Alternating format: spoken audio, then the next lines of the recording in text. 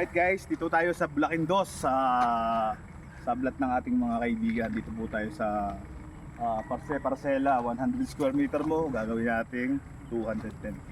So ito po guys yung property, makikita nyo napakaganda. Oh.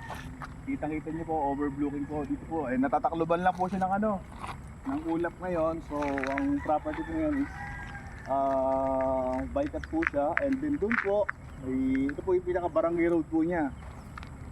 So ito naman po, siga soon is mas-cemented po yan. Kawa ng, ayun po ay inan ng sa barangay.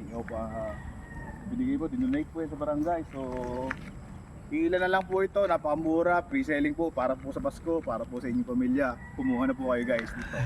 Dito po si Ahente Moto.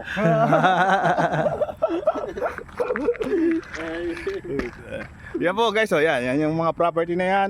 Pag po diniretso nyo yung daan na ito, is may daan po dito papuntang Dolores property, yung proper, papuntang Simbahan, papuntang Provincial Road, papuntang San Pablo. So dito naman po sa kabila, ang daan naman po dito ay papuntang Bungoy, Dagatan, Chaong, Bypass Road kung papunta ko yung Lucena, Maharlika Highway po, dito po ang daan. So guys, muli po si Ahente Moto. Kumuha na po kayo ng lupa. Nasa tamang ahente ka. Patingin nga, patingin.